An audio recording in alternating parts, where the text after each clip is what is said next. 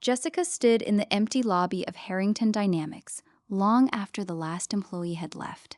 The glass doors still smelled of her father's cologne, the same one that had lingered on his suits for 30 years. Now the company was hers, every share, every contract, every name on the payroll. She could have walked in the next morning as Jessica Harrington's CEO. Instead, she went to a thrift store, bought a faded blue uniform 2 sizes too big, and told the night supervisor she was the new evening cleaner starting the following week. No one asked questions. Cleaners never did.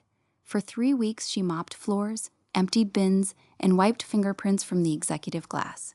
She kept her head down, her hair tucked under a cheap baseball cap, and her voice soft. People saw the uniform and stopped seeing her.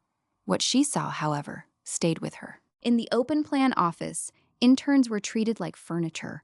Senior managers walked past without a glance when the young ones struggled with boxes of files. One afternoon, a junior analyst spilled coffee near the printer. 2 directors stepped over the mess without slowing down. A third muttered, "Somebody clean that up," and kept walking. Jessica cleaned it herself. No one thanked her. Reception was worse. Clients who arrived in expensive suits were ushered in with smiles and fresh coffee. Delivery drivers, maintenance workers, and anyone carrying a toolbox were left standing. The receptionist, polished, efficient, always perfect, would answer the phone with a bright voice for important callers, then turn cold the moment the line went dead. Once, an elderly woman who had come to deliver homemade cookies for her grandson in accounting was told to wait over there and forgotten for 40 minutes. Jessica brought her a chair and a glass of water. The receptionist never noticed. The break room told its own story. Managers took the last of the good coffee and left the machine empty. They left dirty mugs in the sink for someone else to handle. When the cleaning staff wiped the counters, conversations continued around them as if they were invisible. One afternoon, she overheard 2 team leads discussing a promotion. "We can't give it to Maya," one said. "She's always helping the interns. Looks soft."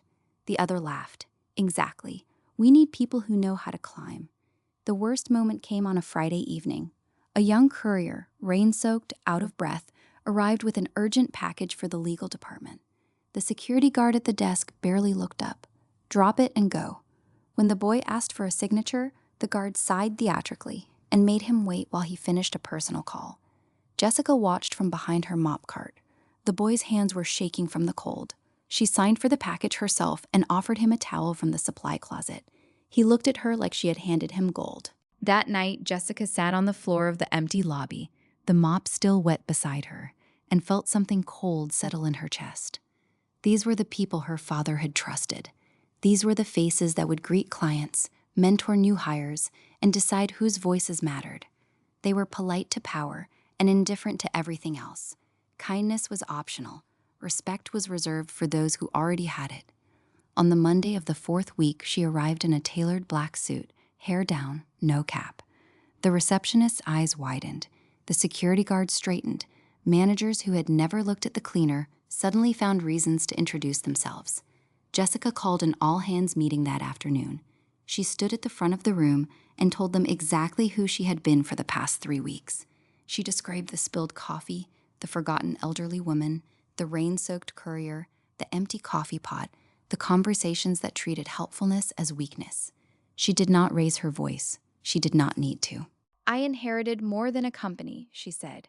"I inherited the culture that runs it, and what I saw is not the culture my father built, and it will not be the one I keep." She announced new policies that day. Every employee, regardless of role, would be trained in basic hospitality. Cleaners, security, and reception would receive the same respect as any director. Anonymous feedback channels would be open, and anyone who treated another human being as invisible would answer to her directly. Some faces in the room went pale. Others looked quietly relieved. That evening, Jessica walked the floors one last time in her old uniform, just to feel the difference. The mop closet was empty now. The lobby smelled of polish instead of indifference. She locked the glass doors behind her and, for the first time since her father's funeral, allowed herself a small, tired smile. The company was still hers, but now it would have to earn the people who worked there, every single one of them.